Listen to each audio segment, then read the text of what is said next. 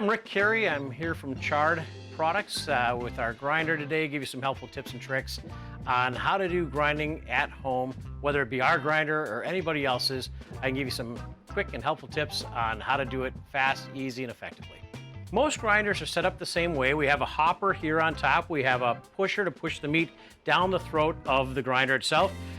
Right here in the grinder, so this is our actual grinding head and throat of the grinder. Right now we have a number 12. This is a really good size grinder for grinding at home. You can keep up with it. It's not too small, not too big. So what happens is we'll cube our meat up, we'll put it down the throat. There's an auger inside that will push that meat towards a cutting plate. So there's a cutting blade and a cutting plate. As it gets augered into that plate, that cutting blade cuts it and extrudes it out through the cutting plate. And this grinder itself comes with 3 different size plates. Most grinders will have at least 2. And when you're doing hamburger, you're gonna wanna start with the most coarse plate, meaning the largest holes in the plate. And that's what we have here today. Now, here's your first tip for grinding meat. Freeze your meat ahead of time. I like to cube mine up ahead of time. I'll put it into a stainless steel bowl. I'll put it in my freezer for, at least an hour, preferably about 3 hours. That way, when I'm actually grinding, that meat stays solid and cold and pushes against the head and cuts more effectively. It's less likely to kind of mush against that plate and more likely to be cut very clean. The other thing is by staying cold, you're making sure that your meat stays safe through the whole processing product. So I'm gonna show you how to do that today. Again, we see our cubes of meat. This is semi-frozen right now. It's about 1 inch by 1 inch. That's a good size. You can see I can just drop it right down the hole of the throat there. I'll take a couple of them, start them off here. You can fill this whole plate up, this whole hopper up.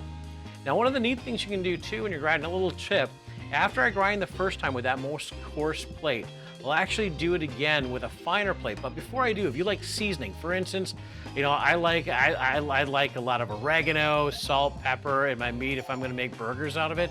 I'll actually season it right now if I'm making sausage.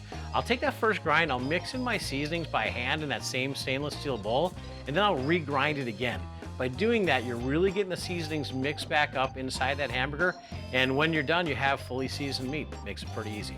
I've got both a 1-speed, a 2-speed, 2's the fastest, and a reverse. Most grinders are gonna have at least 1 speed forward and 1 speed in reverse. And the reason you want the reverse is as we're grinding, you'll see on this one we have some fat strips or silver skin. This has no silver skin on it right now. But while you're grinding, it has a tendency to wrap itself around the cutting plate.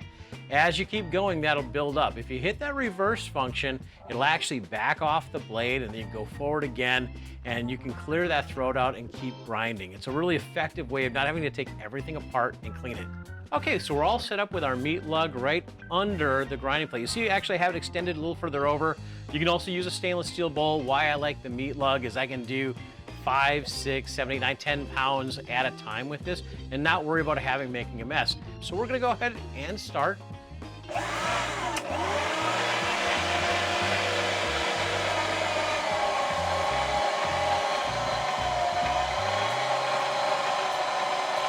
Now you'll notice I'm not putting a lot of force. I'm just kind of resting my hand. It's just resting my hand on there, allowing it to push down.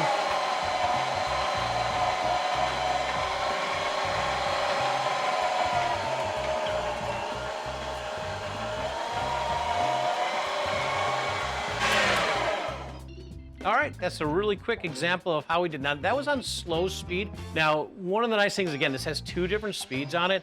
If you get somebody helping you, that fast speed, that number 2, it's a really nice feature to have because it does go a lot faster. But if you're by yourself, I actually recommend the 1 speed because you can keep up with it. It's not overwhelming, but you'll actually see our head now is starting to get a little bit of frost on it.